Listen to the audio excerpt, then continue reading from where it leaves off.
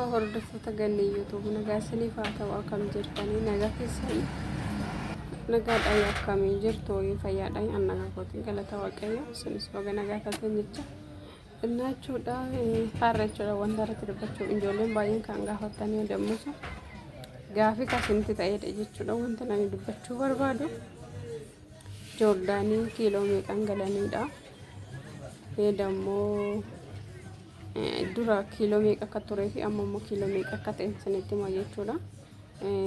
Warri mana kootti faaraa taatan sabiskiraayib godhaa laayik godhaa jechuudha. Jajjabeessaa isiniin jira. Warri immoo na bira dhaabbatanii jajjabeessan guddaa tokko galatoomaa dhugaa dubbachuudhaaf jecha isin hin qabu jechuu barbaadan jechuudha. Galatoomaa irra deebi'ee jechuudha. Innaa jechuudha yeroo nani galee jechuun yaa eegana nama galee ji'a lama jechuudha. Jeelama jeessa lafa ko jammaree jira jechuudha gambiyya galee jechuudha. Eegasanii immoo lawxiin shaanta qabatanii kan galanii meeqa akka ta'e garaagarummaa isaa sinitti hima jechuudha sagalee koo dhaggeeffadha jechuudha. Warri immoo kanarratti immoo gaafii qabaatan gaafii keessan hin gaafatatan jechuu barbaadan jechuudha. Ani yeroo galu jechuudha kiiloo 23 nan galee jechuudha. Deemsanii 46 ta'amtee kiiloon lama shaantaan lama jechuudha. Shaanta tokko ani gaafa mandura bitu shaanta tokko kan kiiloo 23 naa qabuun bitee jechuudha. Ammas kan kiiloo 23 naa qabuun bitee 46 jechuudha. Kiiloo lama jechuudha. Deebiseen immoo jechuudha kiiloo anteni immoo jechuudha kiiloo 10 immoo jechuudha harka irratti akka qabatan si'eeyyama ture. 10 turre garuu kiiloo 7 jechuudha. Ani kiiloo 7 bichaan qabadhe jechuudha. Ishee sirriitti baatan sanii argitan jedhee yaada jechuudha. Hin beektan baay'een keessanii ishiin qabadhe jechuudha. Ishiirratti kiiloo 7 bichaan qabadhe jechuudha. Kanaan alatti akkas ture yeroo san jechuudha. Amma gin jechuudha. Warroonni yeroo kana samoona kana dhufanis ni jiru jechuudha. Senegalee warri samoona jedhu kanallee warri dhufan ni jiru. Deebisee immoo hiriyumti wajjiniin hojjedhu jechuudha. Gibbii tokko keessuma taane fooqii ani lammaffaan hojii ishiin arfaffaa hojjettu hin dhufte jechuudha samoona kana. Dhugaa waaqa jechuudha kiiloo meeqa kiiloo 20 jechuudha kiiloo 40 jechuudha. Maali kiiloon 6 sun irraa hir'atee jira jedhan jechuudha. Inni anu akkamitti akkas taasisa maali kiiloon 46 sun dhaabbataadha minaamina jennaan miti. እና አኒም ቤኩ ካነ ከመከተ ብቻ ናጃ ባሩጋ ዋጋ ቀየረሜፍ ታኤ ቤካቴ ነመቸ ተከሲት ሙሬፍ ታኤ እኔም ቤኩ ለኪ ነመቸ ተከተ ሲሙሬ ምናምን ጀዴ ፋናሱ ሲሰጁራኒ አይ ምትለኪ እና ቀየረሜ ድራ ዲደሚ ሰዲ ሱኒ ዲደማ ታኤ አፍርተማት ዴቤ ጃራ ይራቴ ጅራን አንጀቴ ካርካሱኒ ሞ ሲዳበታ ሽን ተርጉማ ይቹላ ሰዲት ደበርሲታኒ ወደምታኒ ያው ቃውሙ ደንዴሰን ጀቹራ kanaaf intini jechuu barbaadeen jechuudha. Kanaaf akka dura sanii miti jechuudha. Qayyaaramee jira jechuudha. Kiiloo 40 ta'ee jira jechuudha. Sinama yoo bittanii shaanta kiiloo 20 sinii qabu bitadha jechuudha. Maalatee gaafa immoo shaantas guddistanii gaafa bittanii maallaqni isaatillee guddaadha jechuudha. Shaantaan baay'ee guddaadha jechuudha. Kanaaf birrii keessan intini jedheen asii jechuu barbaadetti deebisee immoo Fatman taamnettanii saalbaaduma asoo dhuftanii kan gattanii fi dhugaa waaqa jechuudha.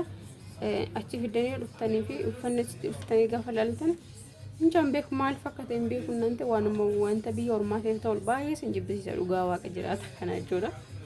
Yeroo achi jirtan uffanni yeroo achi jirtan sinitti babbareedu gaafas dhuftanii uffata biyyaa argitanii maal jettan sin jibbisiisa jechuudha. Dhugaa waaqa sin jibbisiisa kanaaf ijoolleen zimmitanii uffata walitti hartanii intini keessanii bakka xiyyaara keessanii miizaan irratti yeroo majjanamu ganaa doraara keessan kafaltan birrii keessan farqa kan ittiin bittanis kan kafaltan irra duruma kiiloo isaa gammata dhaabee kadhaa'ee tikeetti keessan irra birrii meeqatu intini meeqatu jira meeqatu si muramee dammoo yeroo modoon deemin dura madaamii keessan sirriitti gaafatadha jechuudha.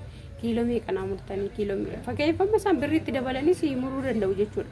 Kanaaf kiiloo meeqa naa murtaa wanta akkas jedhaati gaafadha jechuudha. Ay lakkisaan kiiloo kana yoo siniin jedhan asiyaati immoo kiiloo sana dabarsuu hin qabdu jechuudha. Maaliif hundee birriin achi sun odoo fiddee dhuftisitti waan baay'ee sii bitta jechuudha. Saalbaajaan xaamne waan xaamne jettee birrii kee gaafa baastu akka yaada kootiitti jechuu barbaadeen jechuudha. Ijoolleen akkana gootanii nama gammachiisuudhaaf jettanii saalbaajaa walitti hartanii dhuftan.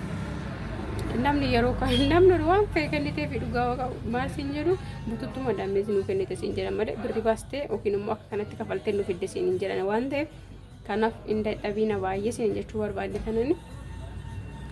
Inni lammaffaan immoo jechuudha shittoo yeroo godhatan jechuudha ijoollee baay'ee jalaa gaafa nani dhufusan dhugaa waaqee jiraata kana jechuudha shittoo baay'ee kan jalaa gatamedha jechuudha. Maal gatan isaanii fudhatu malee fuudhanii gisee sana achi akkas godhu fudhatanii galu jechuudha. Maal gatan sanarra shittoo tokkittiin bituun birrii meeqa maaramii jechuudha.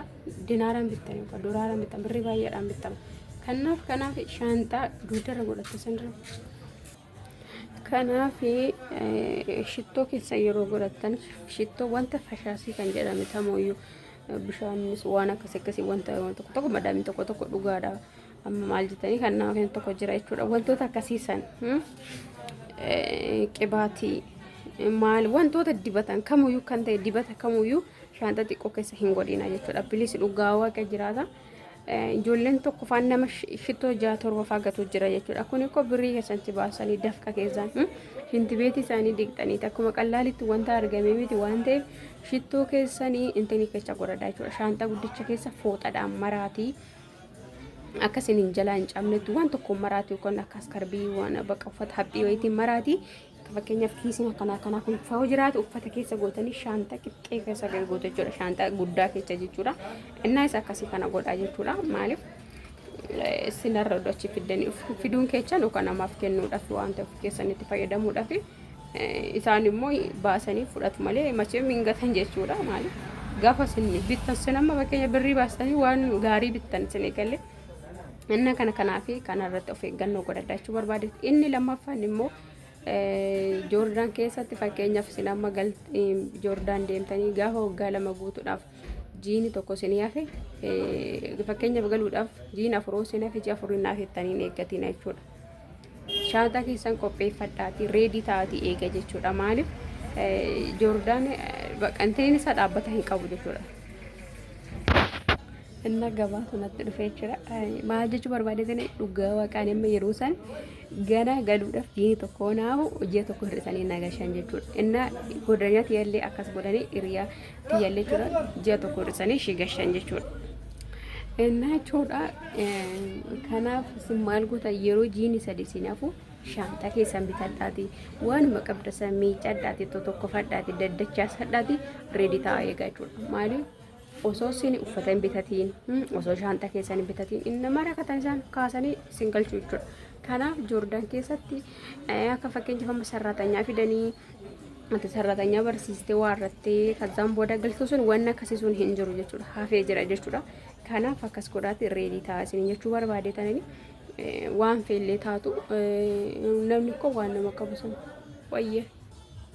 Inna kanaafi ani yeroo isaan gana jiini 2 naafe jedhee maatii kootitti himaafan ture jechuudha. Bakka gaafa guyyaa 4 wanatti hanaa haftu hin deemtanaa jedhala. Guyyaa 4 goonaa haftu hin deemtanaa jedhan jechuudha. Inna hiriyaati yallee gana ji'a tokkotti ishee hafa jedhanii yoo ishiin teessee isaan eegdu kana hin galta jedhan jechuudha. Har'a galti jechuudha dhugaa. Waaqayyoon nagaadhaan ishee haa galchus jedha. Inna kanaaf ijoolleen Joordaan keessa jirtan waggaa 2 keessan fixxaniis fixuudhaaf waggaa tokkoo fi ji'a 3 dabarraan jechuudha. Waggaa tokkoo fi ji'a 8 dabarraan zimbittanii hin taa'ina jechuudha. Waggaa tokko ji'a 8 dabarraan reedii ta'aa waan kamitti jechuudha. Shaantaa keessan bitattanii uffata waan qabdasan argite zimbittanii saalbaja onlaayinii irra guurtanii wajjin rakkachuu booleetti wajjin rakkachuu shittoo keessan gadu waan akkasii san dhiistanii jechuudha. Waan qabdasan miicattanii tokkofattanii naqattanii lafa teessan jechuudha. Maaliif maatiin keessanis immoo akkasin taqabbalaniif baqa silkii baqa haala mijeessu maaliif ka'a jennaan akkasin kaatanii booda boolitti dhuftanii akka namantanii hin jenne waan ta'eef innaa kana qodaatu sirreeffadhaan isin jedha. Dhugaa dubbachuudhaaf ijoolleen Joordaanii keessa ba'aa jirtanii waaqayyoon sin jaallata sinaa baasu ammallee dhugaa rabbi kanaftanis immoo inni har'aan sin ga'isin wajjin jira waan ta'eef ayizoon sin jedha. ani bichaan beeku ani dhugaa Joordaan keessa dhugaa jechuudha. Xilaanni kosoo taa'uu baate maara jechuudha. Xilaanni yeroo Joordaan keessa taa'uu baate maaliif akka ta'e hin beeku waaqa jechuudha. Kana biyya shiggaaramtuu dhugaa waaqa namni illee akka dhagaa kan namaan naane kan iyyaanne ani bajjeessus madaana namni bichaan beeku ani. Kanaaf warri dhufaa jirtanii weelkaamiin sin jira dhugaa rabbii hiriyoota kun lama gala jechuudha. Samuuna kana jechuudha. Takka kan wajjinumaa hojjechaa turre hin galti ishiittis dhaantee ishiin takkas hin galti takka immoo fedha waaqa ta'e har'a dhufti jechuudha. Laliin beektan baay'een keessan jedheen yaada jechuudha. Lalii tuubii jechuudha. Innaa akkas isiniin jedha.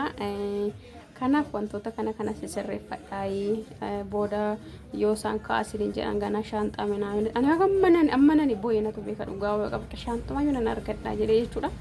Inna bakka akkuma godhanii hojii dhiisee deemee shaanxa sa'aatiidhaan booda barbaadee dhufe achi booda galee halkan san hojjechaan bule jechuudha. Innaa kanatu jira jechuudha. Kanaaf reedii ta'a isiniin jedhan ijoolleen Joordaan keessa jirtanii innaa kiiloon keessan immoo kiiloo keessan sirreeffadhaa. Achi dhayxaniitis gidin dirdirri jettanii cannaqaminaa saalbaaja biyya keessanitti waan asin nagaadhaan galaa malee wanna babbareeda jira jechuudha. Dhugaa qamisii akkam bareeda sin akkuma shanii hin argattu jechuudha. Sanuu tokkoffaa kan jedhame jechuudha. Achitti birrii meeqaan bitta 30 kan bittanii maaliidhaan bittanii yookaan birrii 50 fiddanii innaa kana birriin taaskiin jira. Kana waan ta'eef cinqii akkasiisan dhiisaa isiniin jira. Waan na wajjin tuutan guddaa tokko galatooma isiniin galateeffadhaa baay'ee isin jaalladha. Nagaa naa ta'a isiniin jedha turtii gaarii.